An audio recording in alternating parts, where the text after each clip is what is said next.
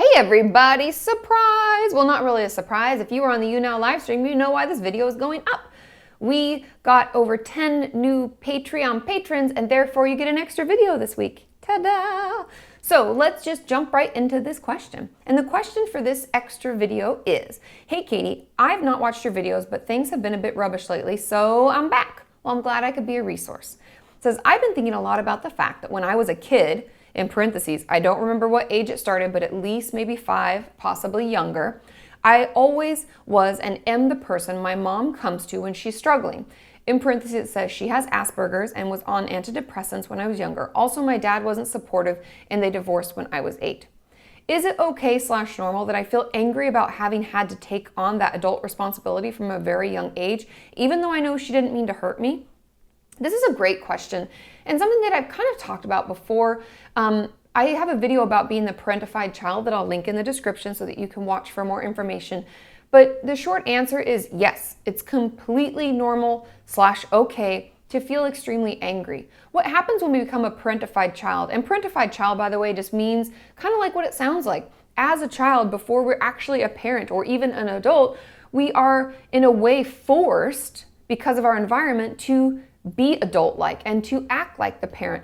Many of my clients who are parentified children would get up early, make sure their siblings got up early, make lunch for everyone, do all the things that a quote-unquote normal parent would do because their parent wasn't able to, wasn't around, maybe had a disability or some other factor that, made them lack the parenting skills or the ability to parent. Therefore, we're parentified children. And so with regard to this question, of course it's normal. When we become a parentified child, what that essentially does is rob us of our childhood.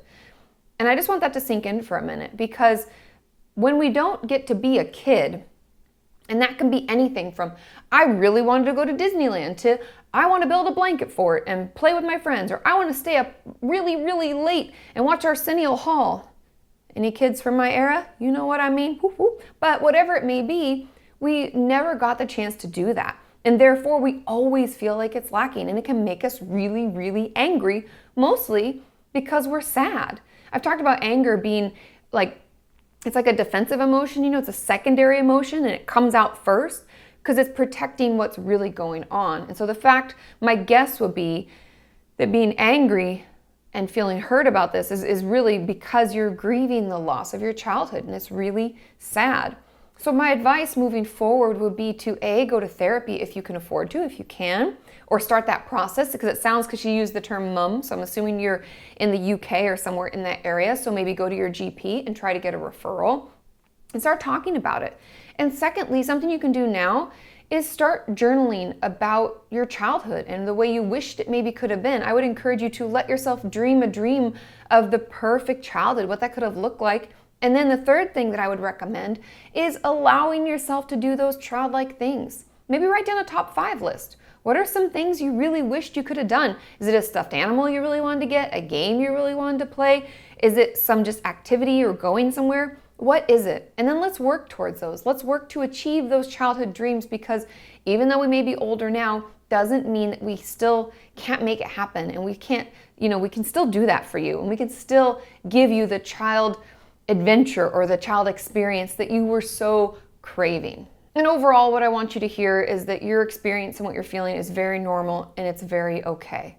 I hope that those tips and tools and things that I'm offering are helpful. And as always, if you have any advice, if this is something you've been going through or you're going through currently, can you leave in the comments like what has helped you, what you found most helpful? Are there certain tools or certain types of therapy that were the most beneficial? Because all of those things together will get us out of this so that we start to feel better. We start to feel like we had a childhood and we had an adulthood, and we can process through any of the things that are kind of holding us back so that we overall feel better and happier. I want to thank each and every one of you for showing up on the live streams. If you haven't been able to make those and you're wondering what I'm talking about, you can go to younow.com/Kati Morton.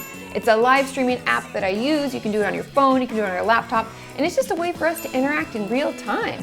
And there are different funny things like a tomato that rolls out and explodes, and cannons, and all sorts of fun times. So make sure you check it out. I thank you all. I couldn't do what I do without you, and I will see you next time. Bye!